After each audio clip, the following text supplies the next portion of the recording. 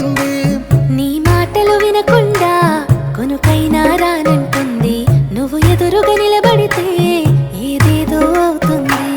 ఓ పలుకుల చిలకమ్మ నిన్ను కోరిన ఈ జన్మ, మాట్లాడే సిరిబొమ్మ నా బతుకంతా నీకమ్మా.